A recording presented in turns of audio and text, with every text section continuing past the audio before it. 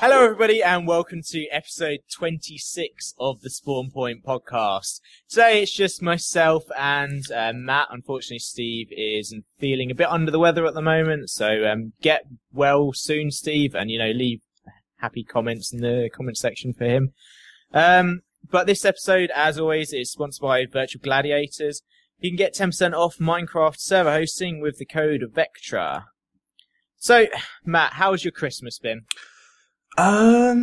It's been good. I had sort of the usual, everyone usually has their family round. I had sort of like uncles and grandparents round. There's about 12 or 13 people. And just sort of had like, Christmas dinner, opened a few presents. And then after that, just sort of played a bit of the Halo 5 beta, a bit of GTA on Xbox One, which is probably going to be related to a topic later on. I think the important thing is, did you get pissed before 9 a.m? And that is the one thing that before 9 a.m. That in is the morning. The only legal day in England that you're allowed to drink before 9 a.m. and it's perfectly socially acceptable. I can't say I did. That's pretty early for me. But, anyway. In today's podcast, we're going to have a bit more casual a theme, I feel, because pretty much there's no news in January. And it's a very slow month, so we've got to sort of take it easy. So we're going to have a bit of a chill out. We're going to, first off, talk about hatred, and then we're going to go on to our predictions for 2015 and video games, and then we're just going to have a bit of a chill out random games discussion, just to ease us back into these podcasts, because it's been a few weeks since we've done the last one. Yeah, I think it's about 4 or 5 weeks. 5 weeks, something. Yeah. Jesus. Got to get back into the rhythm of things.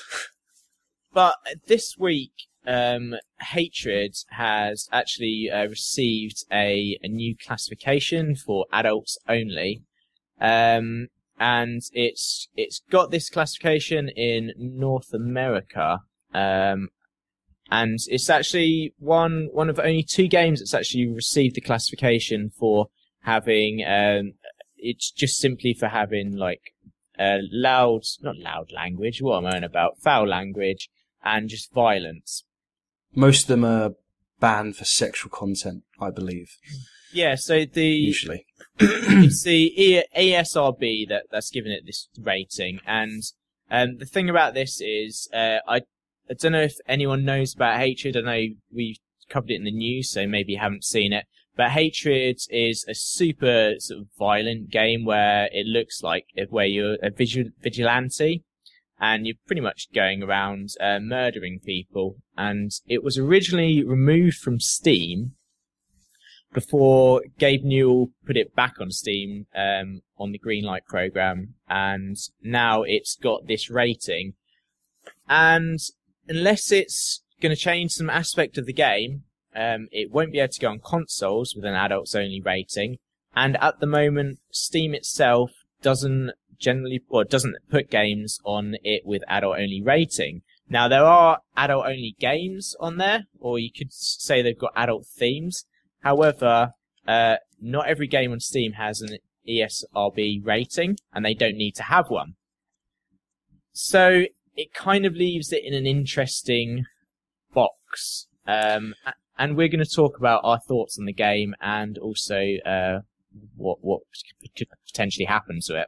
Can I just say, before we discuss it, is it just North America that have made a rating, or has it been rated in Europe yet, or is that to be decided? Because I'm just wondering if it's not available for consoles in North America, could it possibly be available here, for example? If it's not, because if it's rated, I don't think we have an adults only rating. Like 18, anything beyond 18 is fine, isn't it? Yeah.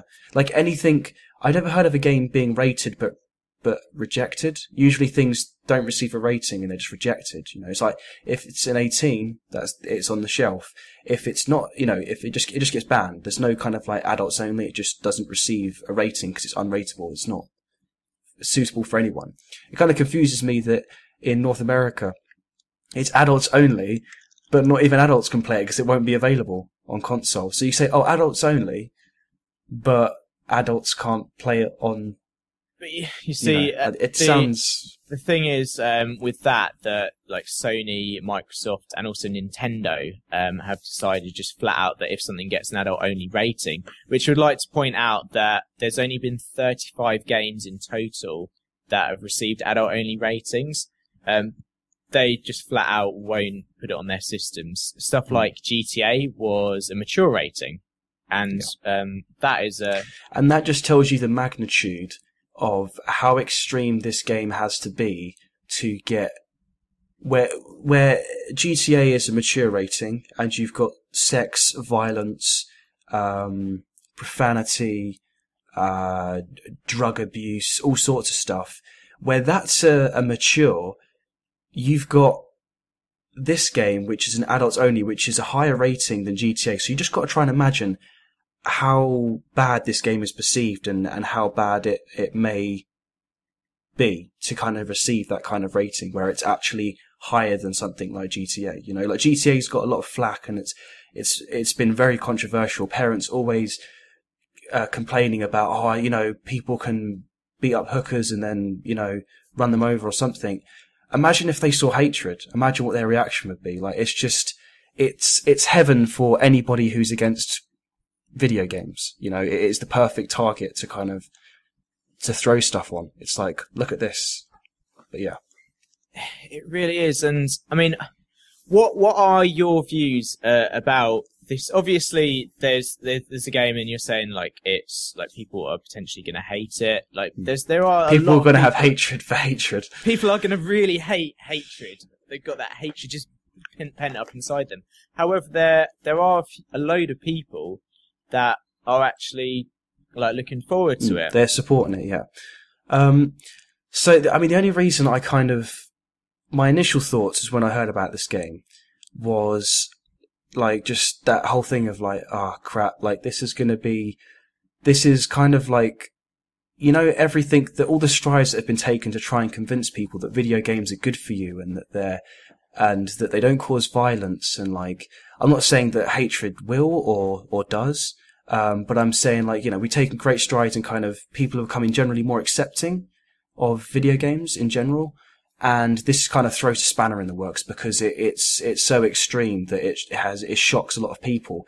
And I kind of feared like, are we going to go 2 steps back with this? Because people are going to see that and like, clearly we were wrong to accept video games because look at what has become of it, this game. People are going to use that as an example of just to represent all games. And so I kind of thought that in terms of whether the game should be available. Again, initially, just because I was so shocked by it, and when I saw the trailer, I felt very uncomfortable. It just didn't sit right with me. Just watching, I knew it was just a game. I know it's not real, but something just didn't sit right with me. I just, sitting there watching, like, usually your character's very heroic and you're like protective of innocent people, and you're just like, I hate the world, and you haven't really got a reason to kill these people just because.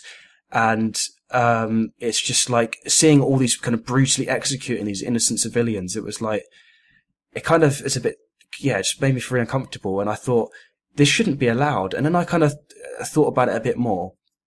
And I thought, well, to be honest, people should have the choice to, if there are people in support of it, they shouldn't it shouldn't just get banned because some of us don't like it and because we're not accepting of it.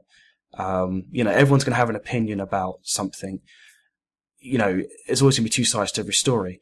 I think if you don't like it, then don't buy it. I mean, as long as I don't think that it should be advertised on something like TV, for example, because it could be very upsetting to a lot of families who might be watching television. Especially imagine if it was like, I know we have like the 9 o'clock watershed. They call it in the UK, where there's literally just this water in a shed, and at 9 p.m. after like 9 p.m. things become like uncensored and all that. I know in America they censor everything all the time. I think like curse words and all that. Here they don't really do that. So after you get to that point, they assume that all the kids are asleep. But I don't know. I think even just if you were like it could be very upsetting to somebody in their, like, that's not a kid, that is in their 30s. And imagine you see an advert for it on TV and you're just seeing all these people's brains getting blown up by some guy with a machine gun. And it's a little bit like showing somebody like a live execution, like that's happened, and then showing that on TV. And it's like, people don't want to see that. I think if you had the choice, because you can't get away from on TV, you can't go on look up a trailer of the game and complain about it on there because you've gone and looked it up. You can't complain about it if you've bought the game and play it because you've gone, that's your choice. But if it's forced as a viewing experience, you don't know it's coming, then... If you're sat down on a chair, it's like, and it is literally just... You will watch, your you're eyes like... are being held open, like, oh God!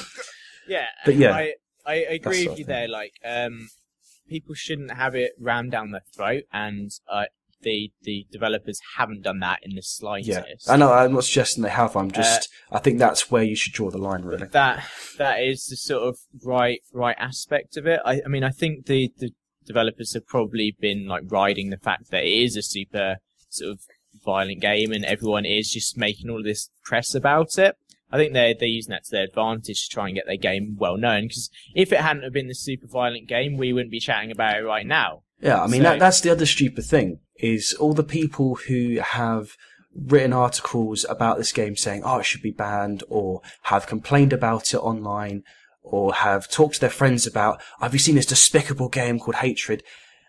Whether you're in support of it or not, the game, and you like the game or you don't, you have to admit that that is the stupidest thing you could possibly do if you don't want the game to get attention. Because by complaining about something, you're bringing attention to it. For example, Justin Bieber. Loads of people hate Justin Bieber, but that brings more attention to him. It's fine. He's not coming back to the UK. We're safe. Screw you. But it's a prime example of any kind of pop star that is hated by lots of people. They're usually the people that sell the most records and are the biggest, and it's because if something is controversial or a lot of people are against it, they can actually, it's like they say, even bad publicity is good publicity. Yeah.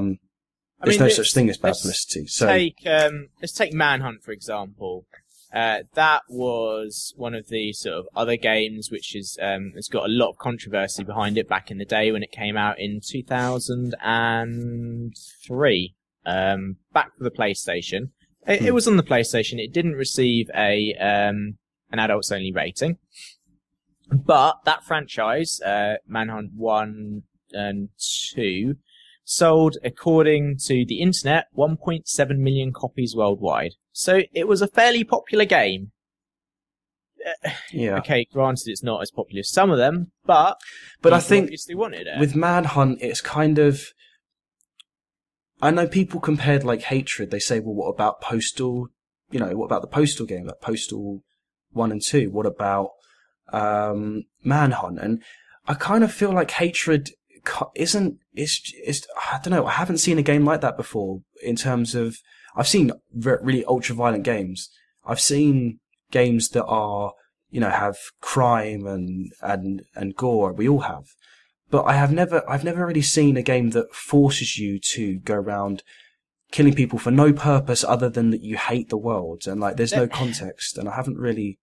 I mean, the only one that I could really think of is oh God, I can't remember which Call of Duty it is. Oh, there was that really controversial scene where you go around in the airport and it had a context. Yeah.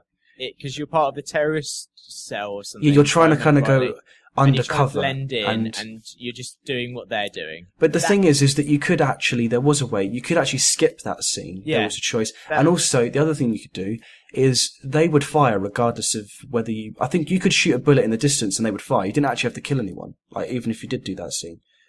So it was possible, I think you just have to take the first shot and you could fire that shot anywhere. And then they'll gun them down and you could go through the whole thing.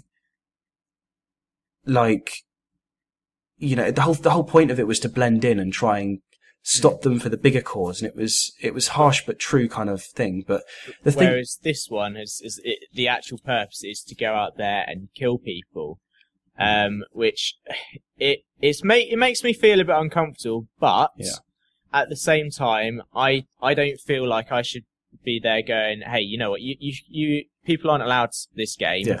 because it's something out there. There are people that are going to enjoy it. I'm not going to personally touch it because it's not something that interests me. But if you want to play it, I mean, it kind of, if I was to say, oh, I don't, it would kind of go against everything that I believe. If I said like, oh, well, just because everything that I don't like, you shouldn't be allowed to like or enjoy. And that's something that I'm, completely against. There are people like that, but I'm not one myself. But, if I was to say this is a particular exception, then that would be double standards really. But like, same, it makes me feel uncomfortable, so I'm not going to buy it. If some of my friends thought they wanted to play it, like, I guess the other thing is, some people would probably, if you didn't play it, like say for example your friend said, oh, I play Hatred and I love it. Some people would probably judge you and think, oh, there's something wrong with them. But I'd probably ask them why, what made them so interested in it. I mean, having not played it myself, I might not understand that it might be a super amazing game, but I don't know. I guess also if you don't think too much into it, you kind of just think for yourself, you don't think too much about what you're doing. You just think about like, oh, my score, or like I'm killing people, but I'm they must be. It's just it's the lack of context that really makes me feel kind of uncomfortable and kind of a bit uneasy. It's just that I don't know why. Like, I know it happens in real life, but that doesn't necessarily mean it has to happen in a game. But the reason, because I hate people, and it's like, well, surely there should be another reason. Oh no, I just hate people. I'm like, okay, that does happen, but.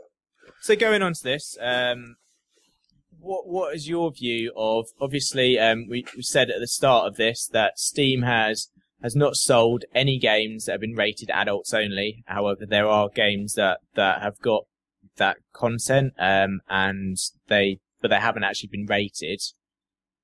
Do you think that Steam should sell this game? Do you think that at the moment, they should be curating the store? Because, I mean, there's a lot of stuff on that store which is a pile of garbage, and this could potentially be a good game. Should Steam be curating this? Are people old enough to take it under themselves? I think you got to sort of draw the line somewhere of what's acceptable and what's not. And I think, say there was a game that was just you played as a character who just went round being racist, for example. And you said, that should be a right to play that. I mean, if it's, I don't know, it's kind of hard to say, because if it's is it up to Steam to say you're not allowed to sell this game? Because at the end of the day, Steam is a shop. Yeah, they are a storefront. It is a medium for people to go out there. Like, I could go out into my local game store and pick up a game and buy it. That is pretty much all Steam is. Do they have a right to say no, you're not allowed to sell it? Because people obviously want it. I think the fact that they own it, the fact that it's their store, they have a right to decide what goes on it. But whether they should, I don't think they should. But I think that they shouldn't be judged if they don't want it on there, because at the end of the day, it is their store. So it's like, if I owned a game store and I didn't want to stock a certain product, then I didn't have to. I might lose out on potential revenue. But that's my loss, and that's my decision for, like a real shop or a digital shop. You could decide not to stock something or not. Like, some stores, they stopped stocking the Wii U. I don't think permanently, but temporarily they stopped selling it. Yeah, like Asda stops selling it. And they stopped selling it. But should they be judged for doing that? Not really, but they're going to suffer in lost revenue possibly. So that's kind of their decision to make. But I think really, morally, should it be on there? Like, do I personally believe that it shouldn't be on there? Probably it should be left on there. It should be allowed on there. I mean, if there's a large enough audience willing to buy it, and, it's, like I said, it's not rammed down your throat. I just think that, it's a little bit like, if it's something upsetting, then it shouldn't kind of be, it's something at that point that's that upsetting should be kind of seen by choice. There should be a warning ahead of time. You shouldn't just see it, So I think that's my view exactly. Like I don't personally feel like Steam should be like the curator of it, just saying, hey, you know what? They can't have one rule for one thing and one rule for another. Gabe Newell has personally said that it's okay to be on the green light program before this rating. So if he thought it was okay before the rating, then what's them to say it's not okay after the rating, especially as that is only in North America, to where all of the other countries. So, I think it's just probably just a case of sticking by your guns. Like if you're gonna ban something or not stock it, then don't go back on what you say and then do that just because someone else said, "Oh, we're doing this." So that's probably. But I feel like we've done that topic to death. Which is a very fitting sentence because that game is all about death. But that game was all about death, and it is a nice end to it, I feel. However, 2015, a fresh new year is here. There's games galore coming out. We've got a couple of things. First off, Fallout 4. Do we think this year that is going to be announced? Well, that is the main thing. thing. I'm trying to remember back to when we did our E3 predictions episode, and we were talking about what we think is going to be announced and what games we'd like to be announced. And I think you said that you said something like it's probably a long shot, but Fallout 4. And there was whole hints up to like, oh, it's going to be what's the event that what's that event? What's the event? Like QuakeCon or something, or QuakeCon? Oh no, not something. It's like towards the end of the year. There's some sort of event, and people were saying, "Oh, it's going to be announced." It's like after EGX. It's like towards the end of the year, I think, and they're like saying, "Oh, I can't honestly think." But it's some event anyway. But yeah, because if we look at the history, Fallout 3 was 2008. Fallout New Vegas 2010. It's now been 5 years. Yeah, and there's New Vegas, but that's really a spin-off, isn't it? Yeah, it wasn't really a full game. So it would be nice if we could have a Fallout 4, but I don't think at this stage we're going to get one. Don't necessarily. Do you think Bethesda's working on something else, or? I mean, yeah. I don't know. I honestly don't know. What do you think it will ever be released?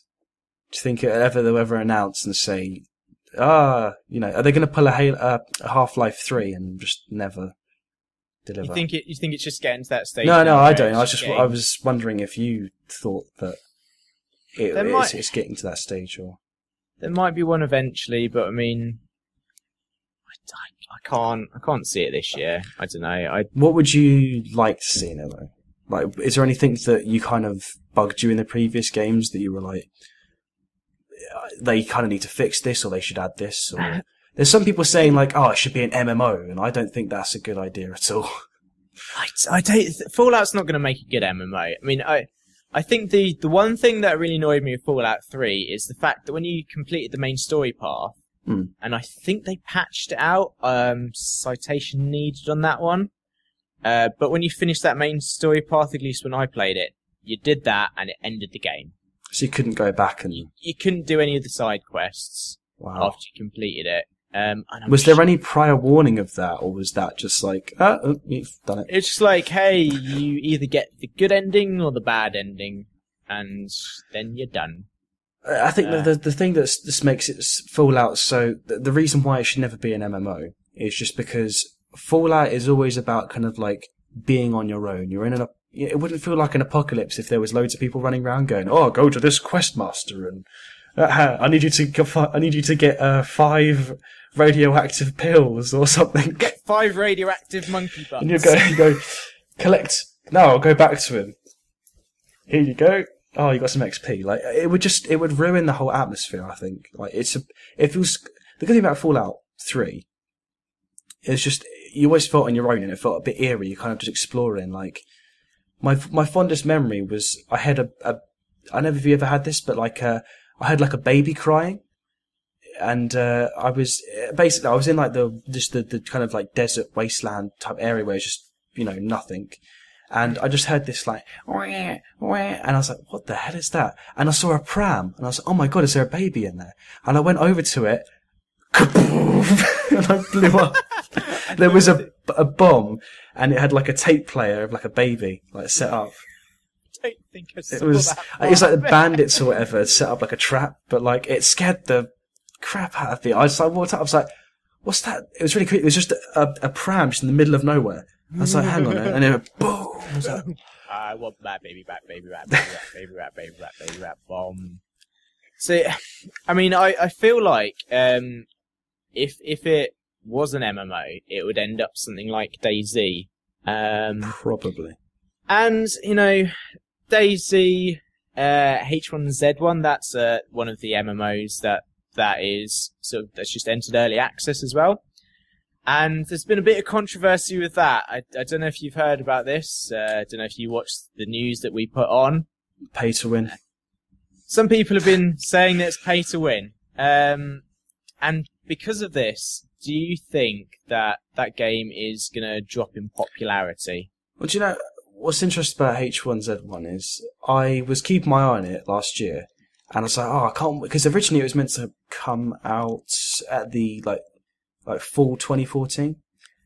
And I was like, oh, I can't wait to sort of try this out. It looks really cool. I watched like E3 footage. It's like, oh, you can build like a hideout. And I was always under the assumption, like, correct me if I'm wrong, but can you switch to third person at all, or is it just all first person?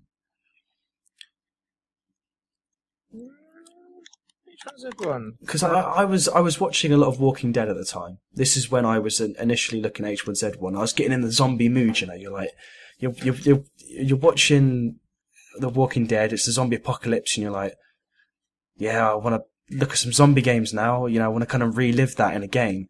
And I was like, oh, it's perfect, you know, because in The Walking Dead, it's always like they go from one place to another, and they're like, you know, barricading up and all that. And it's like, oh, there isn't really a game that does that much. H1Z1. It has that in elements. And I was expecting, I'd really like that to be in third person. Basically, what DayZ never became is what I wanted it to be. H1Z1 is apparently first and third person. You have the choice of changing between it.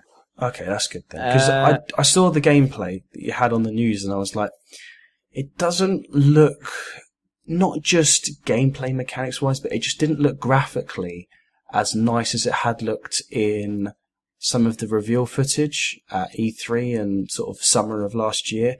And I was like, they showed like the wildlife and like it looking like really high detail. And I saw that and I was like, this is the same game. Like this is, I know it's in really early kind of alpha or beta. I don't know what it's in early access, but I still thought like this doesn't, it almost is like Watch Dogs where it was like, oh, this is what it's going to look like. Actually, no, the graphics are like this. And I know graphics don't make a game 100%, but just sort of put me off a little bit. Interestingly, I'm just looking at the stats for H1Z1, and all of this sort of broke about the all of the drops, and you've been able to get weapons from them on the weekend, sort of Friday, Saturday. On Sunday, it actually reached its all-time peak of 40,254 concurrent users, and at this moment in time, or as of 3/4 of an hour ago, it had 33,500 players. So the numbers actually haven't really gone down. I just on a really random side note, I have to say something that I've kind of gone off of free-to-play games a little bit, just because I don't like having to just, the only way spending money is through microtransactions, because I don't know how much I'm spent. Like, I forget how much I've spent. Well, H1Z1 isn't a free-to-play. You have to pay. So you pay, and then it's got. Pay 15 quid for it. But I thought you could pay for like airdrops or something. Or you can. I think it's. one where it's got the initial paywall to get into it. It doesn't have any. So that's another thing I don't like. Is just. I think you should do one or the other. I don't think you should go, okay, you've paid for the main game, now here's a bunch of microtransactions for additional stuff. It's like, was my initial I guess it's not that expensive for the base game, but a lot of games like last year, especially last year wasn't a particularly amazing year for games. There's a lot of buggy games and a lot of games that sort of fell flat. But there was games like Dragon Age 3. Was it Dragon? Yeah. Dragon Age. No, Yeah. Dragon Age Origins. No, not Origins. That's what the original. About? What's it called? It is Dragon Age Inquisition. That had microtransactions in it, and it was £40 for a game. Assassin's Creed was £40. That had microtransactions. None of them were forced, but it's just the whole thought they even put that in there was like, are you trying to kind of make a mug out of me? Like, was that money not enough? The interesting thing about the microtransactions in it is, even though you might spend, I'm not sure how much a drop is, but even if, let's just say it's a couple of pounds, I'm not saying it necessarily is, but you might spend a couple of pounds on this drop. And the way it works is it comes in a slow aircraft, and then it drops down slowly towards the ground. When it hits the ground, there's loads of green smoke coming up. So everyone on the map knows that it's there. And so does everyone have a chance of getting what someone else paid for? Yeah, so everyone can run up to the crate, and also it's really jankily done at the moment, because as soon as this thing lands, there's a massive explosion, and all of a sudden there's a load of zombies there. So it's just like, you haven't done a very good job at hiding the fact that you just spawned. But then does that make it very unattractive for you to actually want to buy it if it's so difficult and other people could just... Because imagine if you spent, I don't know, £20 worth of airdrops and you didn't actually get any of them because other players got to it. You're like, well, I just wasted my money. I don't know. Would you just wait around for other people to buy it? Like, that's what I'd do. You could do. Because you're not actually getting any exclusivity, to that, because you're getting the same game, it's just someone else paid for it. It's like you're still getting the same benefit, but it's shared for people who didn't even pay for it. Like, you're not getting any... I think it should just be really just cosmetics stuff should be kept for microtransactions. And the reason for that is that if it's not cosmetic and it actually affects gameplay, then it becomes pay to win.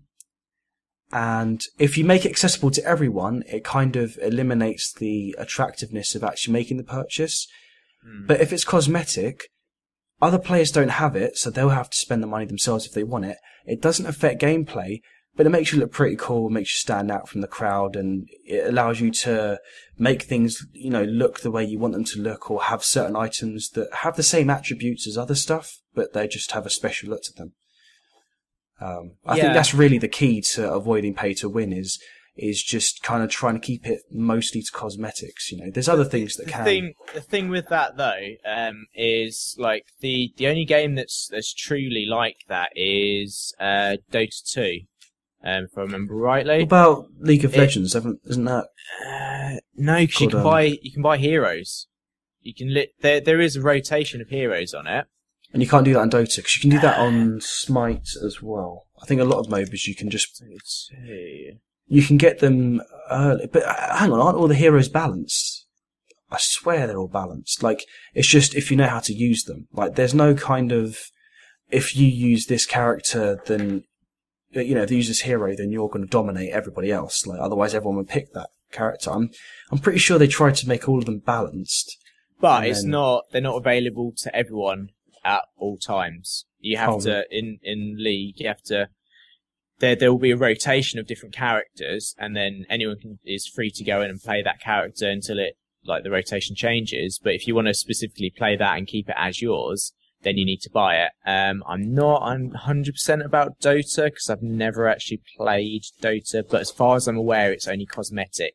And that's pretty much the only game that I know of that does it. If anyone knows any differently, please let us know, so we can correct it. But you need to have a lot of money behind you to be able to just go in and just say you're just paying for cosmetics. And also, you with Hearthstone, you end up spending a lot of money on that game, and that's why I'm kind of scared of free to plays, because of you kind of lose track of microtransactions. You don't realize how much you've spent, and then it's too late when you realize, and you're like, Yeah, but that was back when I had a load of disposable income, and it was like, you know what, I just take another 30 packs or something.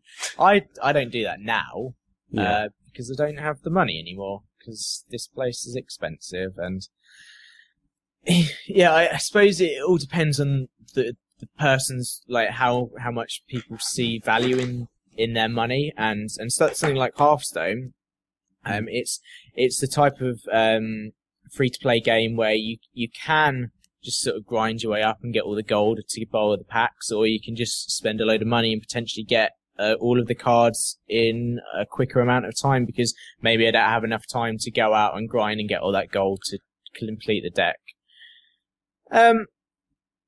But God, we spoke about this before, and I'm wary that our time is cracking on. And so anything that you're really sort of looking forward to this year? Just in general, just any games that... Yeah, any games. Like... I think it's coming out this year. At least I like to believe it is. Star Wars Battlefront 3. Yeah, I think that's coming out at the end of this year. That should be the end. Yeah, because we've got Hardline coming out quarter 2, is it? And then Battlefront's coming out quarter 4. And there's only been very little gameplay shown, like not even much, but it's just more the fact that, like, I'm not going to be like, oh, I'm going to pre-order it now. I want to see more gameplay, obviously, before I make a decision, and I need to see more about the game. But just the fact that I loved playing Battlefront 2 so much, and it's been a long time since that game came out. In fact, when Aaron, who was formerly known as That KS Kid, is now That KS Dude, yeah.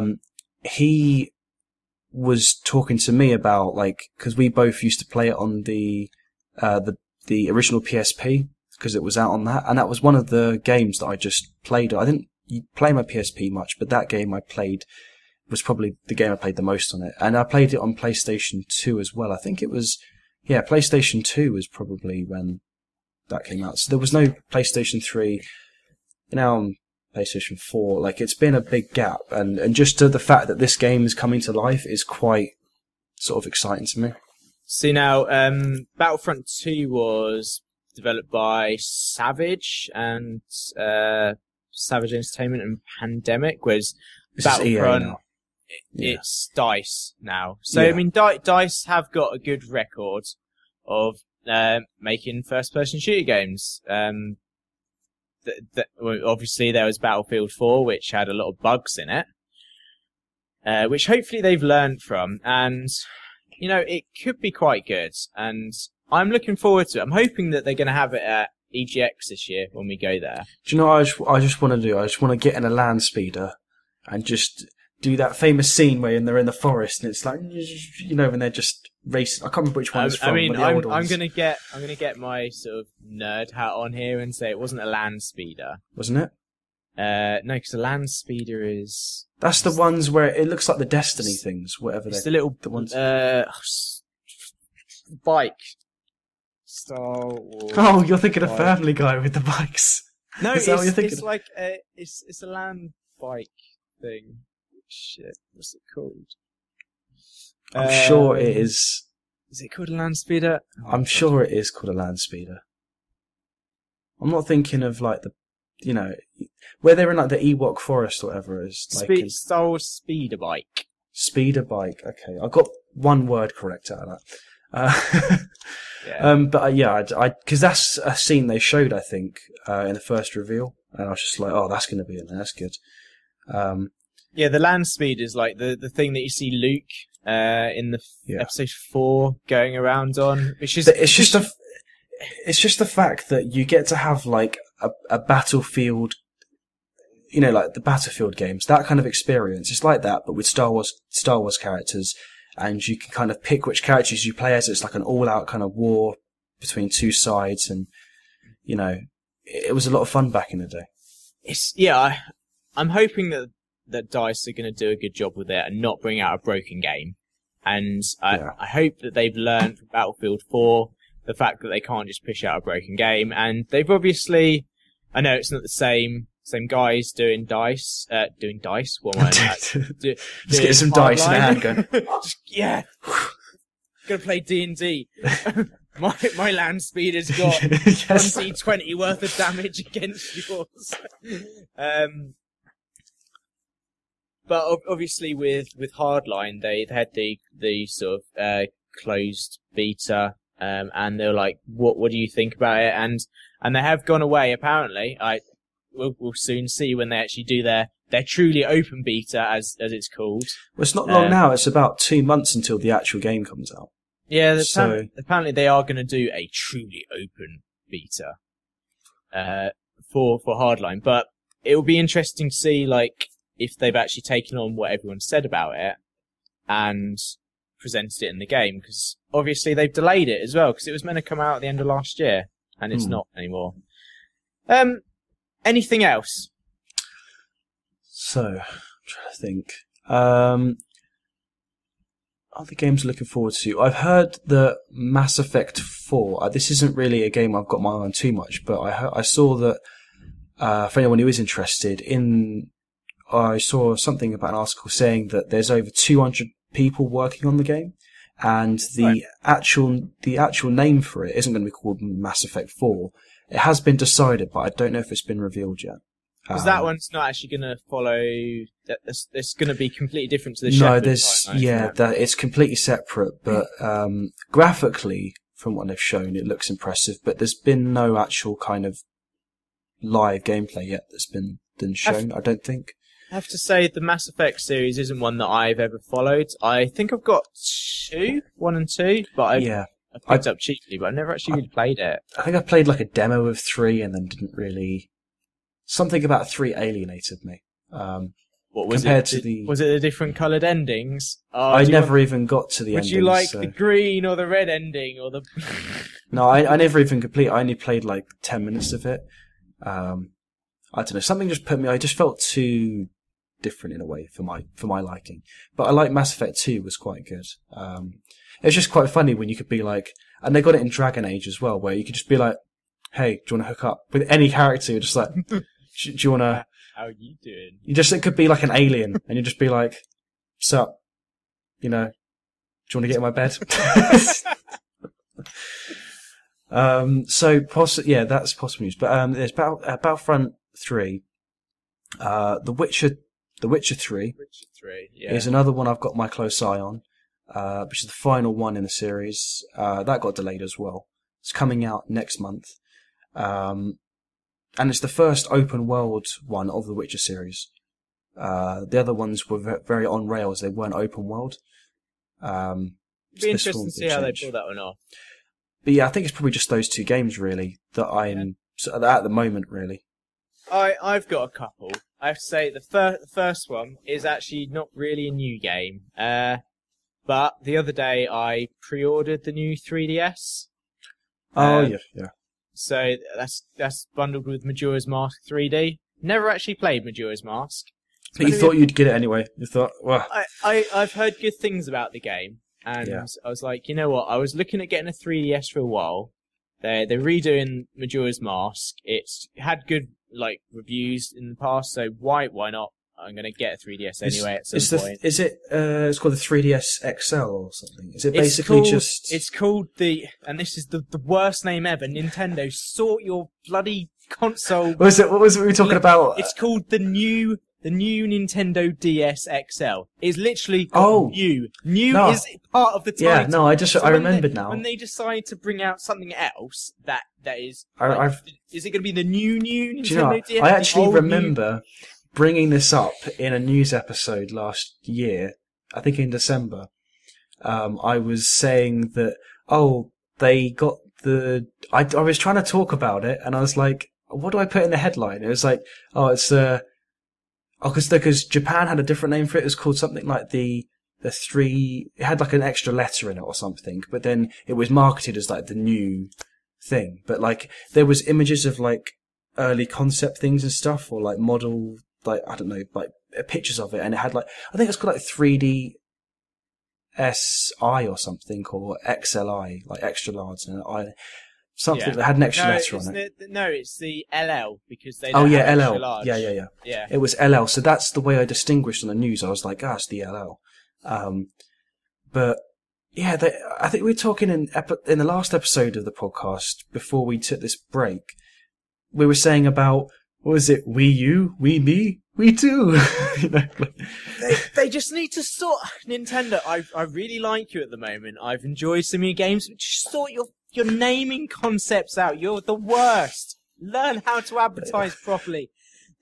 When it's 5 years down the line, here's what needs to happen. I'm going to go. I'm going to get. I'm gonna say this is what needs to happen. All right. Okay. Microsoft need to learn how to count, and Nintendo need to stop weeing everywhere. because Microsoft, they go Windows 8, Windows 10, Windows, and then they go Xbox 360.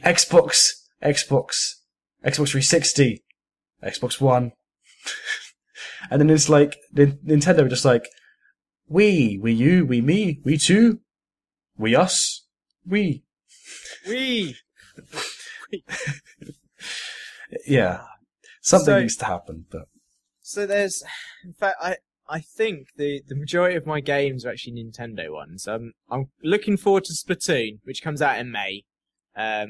Played that. I think I've said this before, so I'm not really going to go into it much.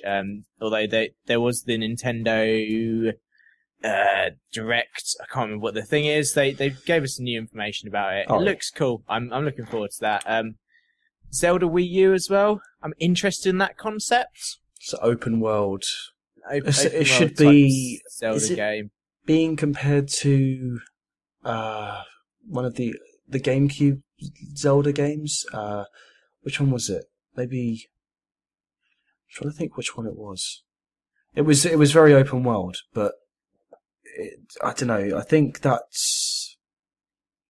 since then it hasn't. Is this kind of like the new Zelda? Is it like kind of just completely open world? Like you could just go off and do some side thing. Nintendo haven't really got the concept of open world yet. Because they're like, it's because you can go, if you can see a tower in the distance, then you can go to it. And it's like, well, yeah, GG Nintendo. We've been able to do that for a few years with games. Yeah. But, it's going to be an open world thing. It's going to be interesting. But I'm waiting to see more about it because there's not really much released about it at the moment other than that, and you're going to get the horse back, which I can't remember the name of at the moment.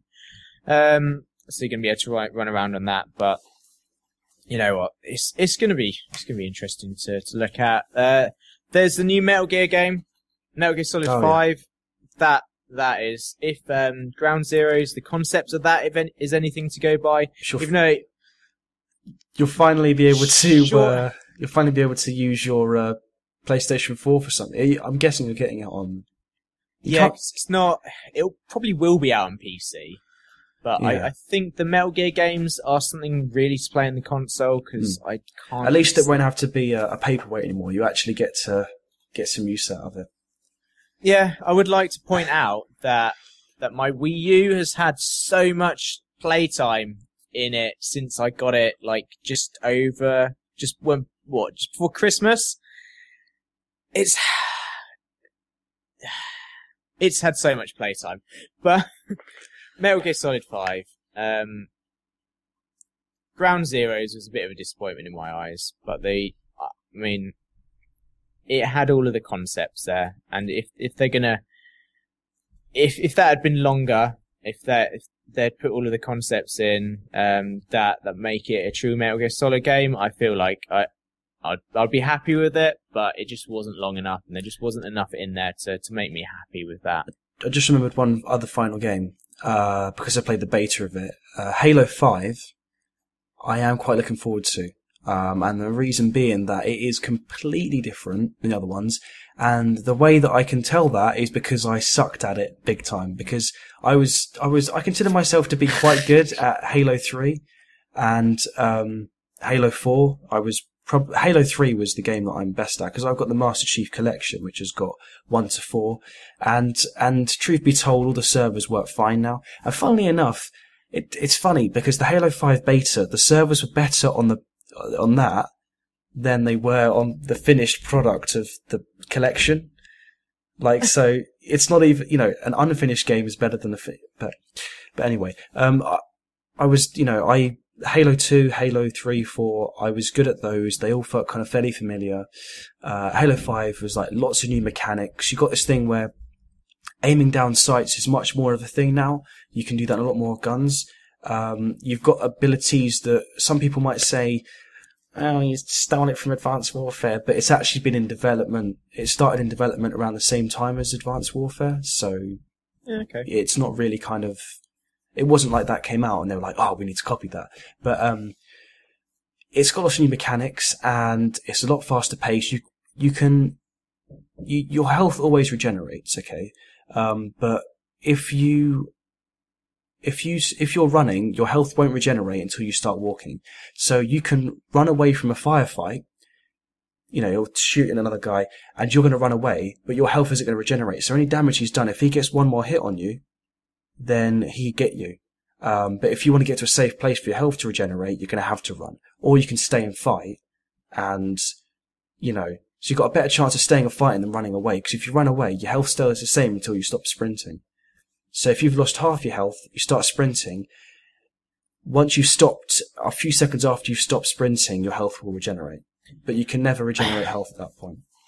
I kind of like the old concept of first-person shooters, where you got your health, and then you could pick up health packs, and that's the only way you could get more health back. I kind of like that. Yeah, but Halo's, it would be too different if Halo didn't have that, because Halo's always had regeneration. Yeah, no, I understand that. Unless you have certain game modes like SWAT, which is where you've got half as much, you have no shield, and it's literally like a few shots to the head, you're dead. Like, 2 or 3 shots. I was just going to say, maybe if, they had, and people probably, I've never really been that interested in Halo games. I'm not an Xbox person, but, if you had the regenerating shield, and then you had, the health, which you had that certain amount of health, and then when you die, or, is that, you're going to have to remind me, because I haven't played a Halo game in a while. That's not how it works, is it? It is how what when you... Sorry, what was it again? You've got your shield, and then you've got your health bar. Yeah, but not on... It depends what game mode. If you play the SWAT game mode, the shield isn't there, so it takes half as much shots to kill someone.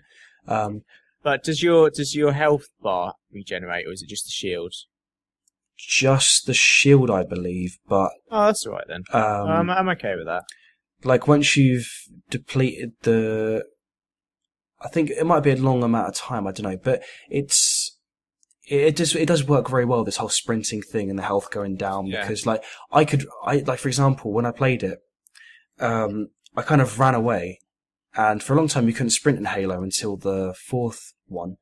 And I ran away. I was like, oh, I'm not going to win this. I ran away, and because my health wasn't regenerating, it stayed the same. The guy just quickly got a shot on me and killed me. It's a lot easier to die than it ever was, I'd say, which is probably a good thing, because it took... But the thing is that what is kind of quite true to first-person shooters, a lot with Counter-Strike is, if you're not aiming for the head, you might as well not be shooting. Right. Because, even in Halo and Counter-Strike, everyone always tries to go for the head. If you're playing Call of Duty, for example, or Battlefield, you can shoot you can shoot anywhere and you'll kill them fairly easily. But it's still that instance of get them in the head, and you've got to try and practice getting that kind of accuracy. But yeah, so Halo 5, Battlefront 3, and possibly Mass Effect.